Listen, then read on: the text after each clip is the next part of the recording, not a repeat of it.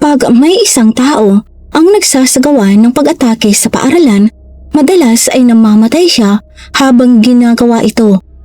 Ang mga nakaliligtas naman ay karaniwang hinahatulan ng habang buhay na pagkakakulong. Sa mga bihirang pagkakataon ay pinapadala sila sa isang institusyong pang-psychiatric, kadalasan nang walang takdang panahon ang pananatili.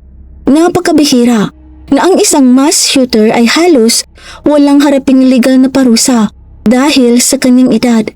Ito ang nangyari sa kaso ni Kosta Kitmanovich.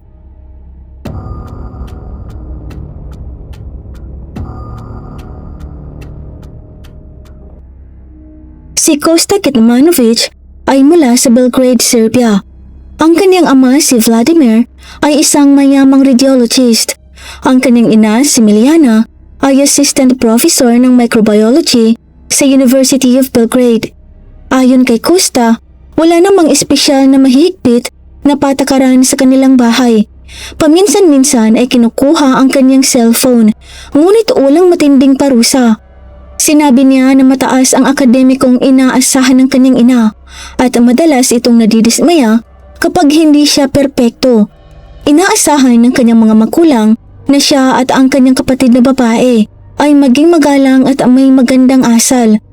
Inilarawan niya ang kanyang ama bilang isang taong maganda ang kanyang relasyon at ang kanyang ina bilang mabait, matalino at makatarungan. Maayos ang pagsasama ng kanyang mga magulang at maganda rin ang kanyang relasyon sa kanyang kapatid. Noong mas bata pa siya, dinadala siya ng kanyang ama sa shooting range. Isang instructor ang unang nagbigay sa kanya ng baril upang mahawakan. Tinuruan siya ng kanyang ama kung paano ito lagyan ng bala, magpalit ng magazine at bumaril. Sinabi ni Kosta na pinupuri siya ng kanyang ama sa kanyang husay sa pag-target. Sa kanilang bahay, ang baril ay nakaimbak sa isang gun safe na may 3-digit passcode. Mayroon ding trigger lock device ang baril na may sarili nitong code. Sa paaralan, mahusay si Kosta sa akademiko. May mga kaibigan at naglalaro sa basketball team. May mga kumalat na balita na siya ay binubuli sa isang klase, ngunit hindi ito nakumpirma. Gayunpaman, inilipat siya ng mga magulang sa ibang klase. Sa bagong klase, inilarawan siya bilang tahimik, may matataas na marka, ngunit hindi masyadong bukas sa pagkikisalamuha sa iba. Habang nasa elementarya pa lamang, nagsimula nang magplano si Kosta ng isang pag-atake. Kaunti lamang ang ibinigay niyang paliwanag tungkol sa kanyang motibo. Bagaman may mga usap-usapan tungkol sa pambubuli, hindi niya ito itinuring na dahilan. Sinabi niyang naglalaro siya ng video game na Valorant at matapos manood ng isang pelikula na may binanggit tungkol sa mass murder, nagsimula siyang mag-isip na gumawa ng katulad na gawain. Binanggit lamang ng pelikula ang mass murder, hindi ito ipinakita ng detalyado. Noong April 2023, nagsimula siyang maghanda. Gumuhit siya ng mga mapa ng classrooms at ng kabuoang layout ng paaralan. Gumawa rin siya ng listahan ng mga estudyanteng balak niyang iligpit, ngunit hindi niya ipinaliwanag kung bakit sila ang kanyang pinili. Nag-aaral siya sa Vladislav Rybnikal Model Elementary School, isang pampublikong paaralan sa distrito ng Vrachar sa Belgrade, isang mayamang urban na lugar. Ang pinagmulan ng paaralan ay umaabot pa noong 1700s. Mayroon itong humigit kumulang 1,000 estudyante at nakatuon ng husto sa edukasyong Pranses, kung saan halos kalahati ng kurikulum ay itinuturo sa wikang Pranses. Kilala ang paaralan sa magandang reputasyon at madalas iniuugnay sa mga pamilyang kabilang sa elite. Sinubukan ni Kosta na ma-access ang mga baril sa gun safe ng kanyang ama, ngunit hindi siya nagtagumpay. Nagsaliksik siya online kung paano makakuha ng baril ng mag-isa. Sa edad na 13, halos imposibleng makabili ng baril ng likal. Malabong makahanap din siya ng isang taong nasa hustong gulang na handang bumili nito para sa kanya, kaya't iniba niya ang kanyang focus.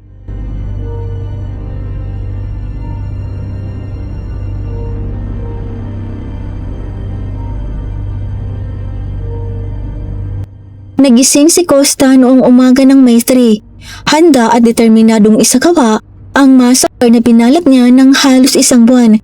Inilabas niya ang 2 baril ng kanyang ama, ang 9mm CZ-75 Shadow 2 at isang 22 LR Ruger MK3 Standard, kasama ang 2 self-made na bomba na yari sa gasolina. Kinuha rin niya ang kanyang hit list upang hindi malimutan ang kanyang mga target. Sa mga dahilan na maaari lamang nating hulaan, habang palabas ng apartment ng kanyang pamilya ng umagang iyon, nagpasya siyang mag-ukit ng isang maikling parirala sa pinto. Ang parirala ay nangangahulukang, "Costa, ikaw ay uto-uto, hinihintay ka namin." Hanggang ngayon ay hindi pa rin alam kung ano ang ibig niyang sabihin dito.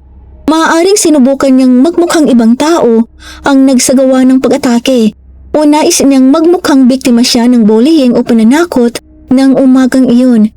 Ang pinakamalamang na dahilan ay gusto niyang magmukhang hindi matino ang kanyang pag-iisip.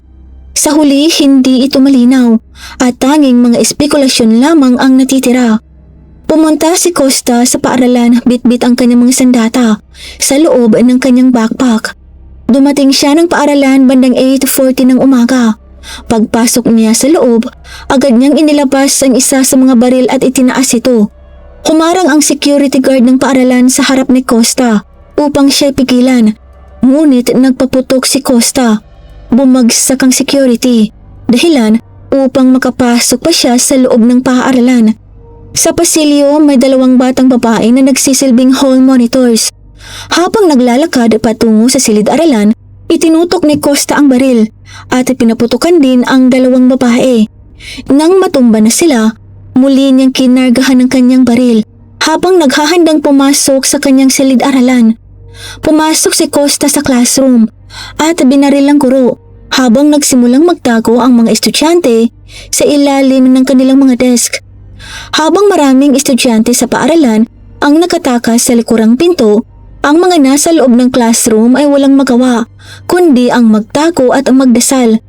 Binaril ni Costa ang history teacher bago nagpaputok sa marami pang ibang bata. Pinatay niya ang 6 na babae, 1 lalaki at sinugatan ang 5 pang iba. Pagkatapos ay lumabas siya sa silid-aralan at mabilis na tumakbo sa pasilyo patungo sa courtyard. Doon ay ginawa niya ang isang bagay na tunay na hindi inaasahan. Inalis ni Costa ang magazine ng kanyang baril at ibinagsak ito sa lupa habang bumababa ng hagdan. Pagkatapos ay inilabas niya ang kanyang telepono at siya mismo ang tumawag sa mga pulis. Sa tawag, sinabi niya sa mga pulis na nadaig siya ng takot at taranta at nakakaramdam siya ng kakaiba sa kanyang paghinga. Sinabi niyang tama lamang na tumawag siya sa mga pulis at sabihin ang kanyang ginawa. Sinabi niyang siya ay isang psychopath at kailangan lang niyang kumalma. Sa huli, ang buong pag-atake niya ay tumagal lamang ng 2 minuto. Sa loob ng panahong iyon, nakapagpaputok siya ng kabuuang 52 beses. Nanatili si Costa sa courtyard hanggang sa dumating ang mga pulis na agad siyang pinusasan. Nang tanungin siya kung bakit niya ginawa iyon, sumagot siya, "Bumaril ako dahil isa akong psychopath." Sa kanyang murang edad, tila inakala ni Costa na ang terminong psychopath ay nangangahulugan lamang ng isang taong baliw sa pangkalahatan. Sa mga isinulat niya sa kanilang pinto, tila nalilito siya sa pagitan ng psychopathy at schizophrenia. Dahil dito, hindi naging consistent ang imaheng nais niyang ipakita. Nilagyan ng mga pulis ng takip ang kanyang ulo at inilabas siya ng paaralan. Maraming magulang na ang nagtipon sa labas, naghihintay na malaman kung buhay o patay ang kanilang mga anak. Isinara ang buong kalye habang mabilis na nagsagawa ng investigasyon ang mga pulis. Agad ding tumagsa ang media sa paligid ng paaralan. Isa sa mga guro ang nagkwento tungkol sa katapangan ng security guard na si Dragan Vlahovic na nagsabing nais niyang pigilan ng trahedya at siya ang naging unang biktima. Nang matapos ang lahat, 10 tao ang nasawi. 8 sa kanila ay mga batang babae, kabilang ang 2 hall monitors, 1 batang lalaki at ang mismong security guard. Ang kanilang mga pangalan ay ang mga 11 anyos na si Bojana Asovic at Anna Bojovic. 12 na si Katarina Martinovich, mga 13 anyos na sina Mara Angelovich, Ima Kuboyotsky at Sofia Nichich. Ang mga 14 ay sina Angelina Achimovich, Andrija Kicic at Adriana Dukic. At syempre ang 53 years old na security guard na si Dragan Valhovich. Sa huli, iilan lamang sa mga namatay ang nasa kanyang hit list. Ang mga namatay na nasa listahan niya ay ang 14 anyos, sina Angelina, Andrija at Adriana, at ang 13 anyos na si Mara Anjikovic. Ito ay mula sa kabuoang 16 na pangalan sa kanyang listahan. 6 pang ibang estudyante at ang guro ang nasugatan. 2 sa mga lalaki at 1 babae ay dinala sa University of Children's Clinic sa Belgrade.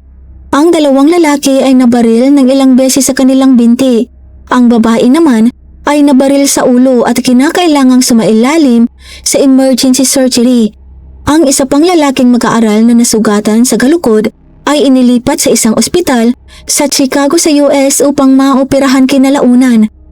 Matapos ang pamamaril, agad na nagbukas ng blood drive sa isang kalapit na institusyon at maraming tao ang dumating para tumulong. Ang gurong nasugatan, ang 52-year-old na history teacher na si Tatjana Istivanovich ay nabaril ng 3 beses at sumailalim sa maraming operasyon. Sa huli, naging paralisado siya at hindi na makalakad o maigalaw ang kanyang kaliwang braso. Hindi nagtagal ay inilabas ng pulisya ang pangalan ni Costa sa media. Bagaman dahil sa kanyang edad, wala na silang ibang masabi pa tungkol sa kanya. Nagbigay ang opisina ng piskal ng detalye na siya ay 13 anyos at nasa 7th grade. Gayunpaman, mabilis na kumalat ang kanyang mga larawan mula sa yearbook sa mga balita. Noong una ay tinakpan ang kanyang mga mata, ngunit ang buong larawan na walang censorship ay nag-leak din kalaunan. Sa mga sumunod na linggo at buwan, iba't ibang larawan ni Costa ang kumalat sa social media. Hindi naging lihim ang kanyang pagkakakilanlan ng matagal. Ngunit may mas malaking problema sa edad ni Costa dahil sa batas na tinatawag na Juvenile Criminal Offenders and Criminal Protection of Juveniles Act, ang mga bata sa Serbia ay hindi maaaring magkaroon ng criminal responsibility hanggang hindi sila sumasapit sa edad na 14. Dahil si Costa ay ipinanganak noong Hunyo, kulang siya ng 1 buwan para maabot ang edad na iyon. Anuman ang nangyari o paano man umusad ang kaso, hindi siya maaaring kasuhan ng piskal ng anumang krimen. Dahil dito, tila malaya si Costa sa paningin ng batas. Bagaman tiyak ang kanyang pagkaka-expel sa paaralan, mukhang wala na siyang ibang haharaping parusa. Sa halip, ang kanyang kaso ay inilipat sa Center of Social Work. Ang mga social work ang magpapasya kung anong aksyon ang kakawin, mula sa paglilipat sa kanya sa ibang pamilya o pagpapasok sa kanya sa isang inpatient facility para sa kanyang mental health. Pagkaraan ng maikling panahon, ipinasya na dalhin si Costa sa isang psychiatric hospital sa Belgrade, sa clinic para sa neurology at psychiatry ng mga bata at kabataan. Isinailalim siya sa drug test at napatunayang wala siyang anumang impluwensya ng droga. Sa puntong iyon, nasa kamay na ng mga kawani ng ospital, pulisya at gobyerno ng Serbia ang pagpapasya sa susunod na hakbang.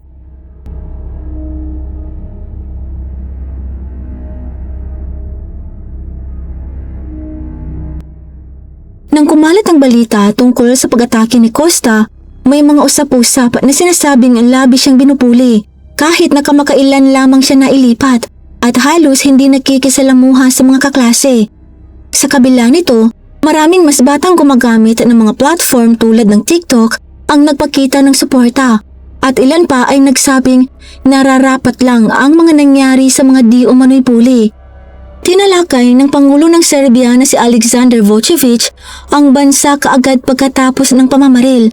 Iminungkahi niya ang mas mahigpit na regulasyon sa baril at pagbaba ng edad ng criminal responsibility mula 14 hanggang 12. Sa loob ng 1 araw, ipinatupad ang mga bagong polisiya. Pansamantalang isinuspindi ang mga kasalukuyang permit ng baril. Ang mga bagong permit ay nangangailangan ng karagdagang pagsusuri sa psikolohiya at 1,200 police ang itinalaga upang magbantay malapit sa mga paaralan. Inanunsyo ni Education Minister Bronco Rucic ang 3 araw ng pambansang pagdadalamhati simula May 5 na may suspension ng klase at pagkakaroon ng counseling hotlines para sa mga estudyante. Nagdulot ng kontrobersiya ang Minister ng Edukasyon dahil sinisi niya ang internet, video games at Western values sa pag-atake. Samantalang lumabas ang isang litrato na nagpapakita sa kanya na nakapost kasama ang isang baril at babae. May ilang commentator online na tinawag ang pag-atake bilang misogynistic dahil karamihan sa mga biktima ay mga babae. Bagaman ang hit list ay kasama rin ang mga lalaki, marami sa kanila ay swerteng nakaligtas. Kumalat din ang mga chismis na tinanggihan si Costa ng isang babae o sangkot siya sa mga grupong may puot. Ngunit wala itong nakumpirmang katotohanan. Sa kabila ng kanyang murang edad, tinagurian siyang incel. Dahil sa masyado pang bata si Costa para kasuhan, ang mga otoridad ay tumutok sa kanyang mga magulang. Noong May 5, inusisa ang kanyang ama na si Vladimir at itinanggi nito ang anumang pagkakasala. Ngunit ipinanatili siya sa kustodiya ng mga taga-prosekusyon at binanggit ang hindi angkop na pagsasani ng baril para sa batang wala pang 10 taon at hindi ligtas na pag-iimbak ng mga armas. Hinaharap niya ang mga kasong grave acts against public security. Ipinadala naman ang telepono ni Costa para sa forensic analysis. Sa psychiatric clinic, humiling siya ng bagong cellphone upang ipagpatuloy ang kanyang online interactions na nagpapakita ng kakaunting pakialam sa pagharap sa mga parusa. Kaagad naging inspirasyon ang kanyang kilos sa mga copycat. May 5, isang 13 anyos mula sa Croatia Foods ang nagbanta na uulitin ng insidente. May 6, 6 ang naaresto. Isang babae ang nagpost sa TikTok na pinagtatawanan ang mga biktima. 3 lalaki ang nagbabahagi ng larawan ng mga armas online. Isang 17 ang nagbanta ng mass killings. Isang 22 ang nagbanta sa isa pang lungsod. May 7, isa pang lalaki ang naaresto dahil sa pagpaplano ng copycat attack. May 8, isang 18 anyos ang nagpost ng guhit ng silid-aralan na may mga dugoang tauhan at baril. Umaasa naman ang ina ni Costa na makakalabas ito ng ospital sa lalong madaling panahon. Ayon sa institusyon, ang kanyang pananatili ay riripasuhin paminsan-minsan na agad namang pinayagan ng kanyang ina. Noong May 8, nag-alok ang Ministry of Internal Affairs ng isang buwang amnestiya para sa pagsuko ng mga hindi rehistradong armas. Nagsumiti ang mga mamamayan ng 78,302 na baril at mahigit 4 milyong bala. Sa kabila ng mga pagsisikap na ito, nagpatuloy ang mga pag-aresto. May 9, isang teenager na lalaki na nagpaplano ng pagbomba ay naaresto matapos alertuhin ng FBI ang mga otoridad sa Serbia. Isa pang binatilyo ang na-detain dahil sa pagpapakalat ng maling balita na nakalaya na si Costa. 2 minor de edad ang naaresto dahil sa pagpost ng larawan ng baril na may nakakatakot na caption. Isa pa ang naaresto dahil sa pagsuporta kay Costa online at paninirang puri sa paaralan. Ito ay tanda lamang ng simula dahil nagpatuloy ang pag-aresto noong May 10. Isang 18 at 15 anyos ang naaresto dahil nagbanta na magdadala ng baril sa kanilang mga paaralan. Sa paaralan ni Costa, humiling ang ilang magulang na kansilahin ng klase para sa buong taon. Sa kabila nito, muling binuksan ng paaralan na may 6 na mga pulis na naka-assign sa campus. Matapos ang backlash, inilipat ang mga estudyante sa ibang paaralan tuwing hapon. Sa mga sumunod na linggo, nagpatuloy ang mga pag-aresto. Noong May 15, 14 na babae ang naaresto. Ang isa ay dahil nagbanta online sa mga kaklase at ang isa pa ay dahil sinaktan ng isang kaklase. Isa pang paaralan ang nag-evacuate matapos ang banta ng pamamaril. Noong June, iniwan ng isang lalaki ang isang baseball cap na may peking bala sa paaralan ni Costa. Sa panahong iyon, 82 estudyante na ang nahaharap sa mga kasong kriminal at 29 sa kanila ay may karagdagang aksyon. Marami ang nakaligtas dahil wala pa silang 14 at hindi pa ipinatutupad ang bagong pulisiya. Siniyasat naman ng opisina ng piskal ang mga magulang ni Costa para sa posibleng kapabayaan. Tinanong ang kanyang ina tungkol sa pagpapalaki at kalagayan ni Costa. Sinabi niya na wala namang mukhang kakaiba maliban na lang na tila mabagal siya noong umaga at inisip niyang maaaring nasaktan ito sa pag-atake. Siniyasat din ng mga otoridad ang Partisan Practical Shooting Club kung saan nag-practice si Costa. Itinanggi ng presidente ng club na nakapaputok si Costa ng baril, bagaman may mga litrato na nagpapakita ng kabaligtaran. Tinanong din ang kanyang yaya, ang school psychologist at iba pang miyembro ng pamilya tungkol sa kanyang mga gawi at pagpapalaki. Pagsapit ng June, natapos ang investigasyon at napag-alaman na hindi binubuli si Costa, kaya hindi malinaw ang kanyang motibo. Inamin lamang ni Costa na natutunan niya ang tungkol sa mass murder sa isang pelikula at naging interesado na subukan ito. Siya ay inilagay sa 24 na oras na police surveillance sa isang secure na bahagi ng ospital. Tinapos ng gobyerno ng Serbia ang school year ng maaga na binago ang karamihan ng klase sa prep o aralin sa emosyonal na kasanayan. Ang desisyon ay biglaan, hindi maayos na ipinalaganap at ipinuna ng mga magulang at mga guro. Nanatili sa detention ng ama ni Costa na in-extend noong June at may 3 buwang extension noong July. Ipinawalang bisa ng mataas na hukuman ang mga ari-arian ng pamilya. Kalaunan ay na-detain din ang ina ni Costa dahil sa pagtatangkang tumakas kasama ang anak niyang babae. Hawak ng korte ang pera ng kanyang ama habang isinasagawa ang mga kaso. Noong July, lumabas ang mga imahe ni Costa sa mga produkto na ibinebenta online sa Morocco na nagdulot ng galit. Pagkaraan noong July, muling inusisa si Costa. Marami sa mga miyembro ng pamilya ng mga biktima ang dumalo sa pagtatanong, kasama ang ilang mga abogado na kasangkot. Sa kabuuan, tumagal ito ng humigit kumulang 4 na oras at nakilahok si Costa sa pamamagitan ng video chat mula sa kanyang ospital at inangkin niyang nagsisisi siya sa pamamaril, ngunit ipinakita ang hindi consistent na pagsisisi. Nakumpirma naman ng mga investigador na hindi maayos ang pag-iimbak ng baril ng pamilya.